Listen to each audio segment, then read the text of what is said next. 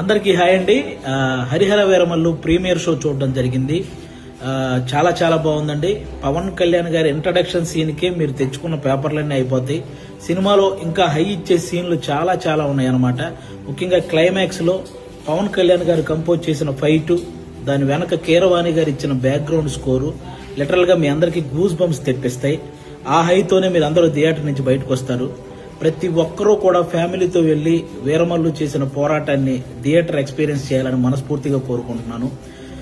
ముఖ్యంగా నేను ఈ సినిమా షూటింగ్ అప్పుడు చాలా సార్లు సెట్కి వెళ్ళాను.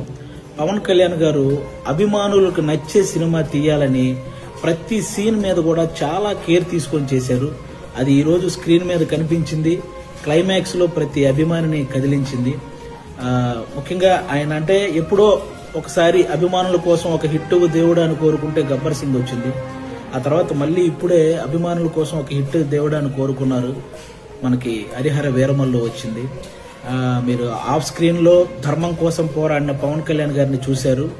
ఆన్ స్క్రీన్ లో ధర్మం కోసం పోరాడుతున్న హరిహర వీరమల్లును కూడా చూసి ఎంజాయ్ చేయాలని మనస్ఫూర్తిగా కోరుకుంటున్నాను.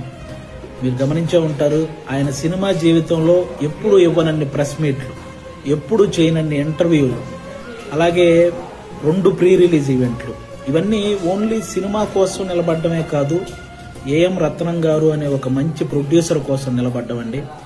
నిజంగా ఆయన భారతదేశం గర్వించదగ్గ సినిమాలు ఎన్నో తీశాడు. తెలుగు, హిందీ, తమిళ్ పెద్ద పెద్ద హీరోలతో పెద్ద పెద్ద హిట్లు ఇచ్చారు.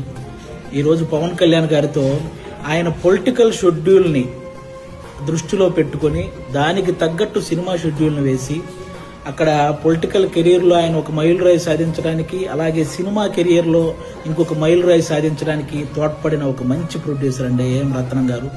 ఆయనకు కూడా మనందరం అండగా నిలబడాలని కోరుకోవటం కాదు, వేడుకుంటున్నాను. అందరూ ప్రతి ఒక్కరూ వెళ్లి ఫ్యామిలీతో ఈ సినిమా చూడాలి. అలాగే ఆల్మోస్ట్ 30 సంవత్సరాల నుంచి పవన్ కళ్యాణ్ గారు సినిమాల ద్వారా మనల్ని ఎంటర్టైన్ చేశారు. పాలిటిక్స్ ద్వారా ఎన్నో అవమానాలు పడ్డారు. కష్టాల్లో ఉన్న ఎంతో మందిని ఆదుకున్నారు.